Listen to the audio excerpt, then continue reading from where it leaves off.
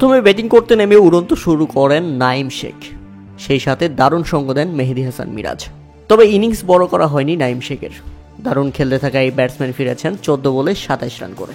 এরপর ভালো খেলতে থাকেন মেহেদী মিরাজ।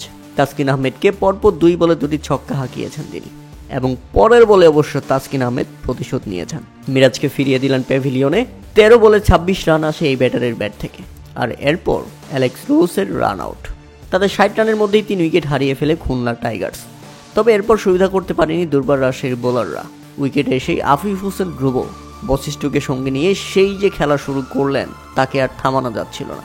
একের পর এক বাউন্ডারি ওভার বাউন্ডারি মেরে আফিফ হোসেন ধ্রুব মুহূর্তের মধ্যেই তুলে ফেললেন নিজের 50।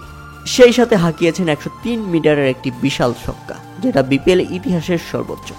35 বলে 50 পূরণ করে নেন আফিফ হোসেন ধ্রুব। 50-র পর অবশ্য ফিরতে হয়েছে আফিফকে, তবে ততক্ষণে তিনি খেলে ফেলেছেন 42 বলে 56 রানের দারুণ ইনিংস। এরপর নিজের 50 পূরণ করে নেন বশিষ্ঠ।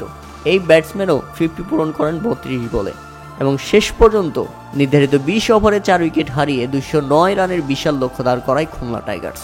আর 210 রানের বিশাল লক্ষ্য নিয়ে মাঠে নেমে দারুণ শুরু করেন তরুণ ব্যাটসম্যান জিসান আলম।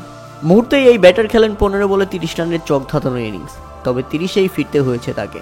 এরপর ভালো খেলার ইঙ্গিত দিচ্ছিলেন মোহাম্মদ হারিস, তবে বিপিএল তাকে সঙ্গ দিচ্ছে না। তাই তো 15 রানের মধ্যেই তার ইনিংস শেষ হয়, এবং 62 রানের মধ্যে দুর্বার রাজশাহী হারে তাদের দ্বিতীয় উইকেট। এরপর এনামুল হক বিজয় উইকেটে এসে ইয়াসির আলীকে সঙ্গে নিয়ে দারুণ খেলেন, তবে ইয়াসির আলীও এনামুল হক বিজয়কে সঙ্গ দিতে পারলেন না। 17 বলে 20 রান করে প্যাভিলিয়নে ফিরে গেলেন এই ব্যাটার। তাতে মূলত ব্যাপক চাপে পড়ে যায় দুর্বার রাজশাহী। শেষ 12 বলে প্রয়োজন ছিল 25 রান। তখনও উইকেটে এনামুল হক বিজয় এবং র্যান বার। তাতে দুর্বার রাজশাহীর পকেটে ম্যাচ, কিন্তু না, সেখানেই ঘটে বিপত্তি। কেননা 19তম ওভারে র্যান বার আউট হয়ে ফিরলে শেষ 6 বলে প্রয়োজন ছিল 17 রান। এনামুল হক বিজয় উইকেটে, একমাত্র ভরসা তিনি। প্রথম বলেই 4, তাদের শেষ 5 বলে 13।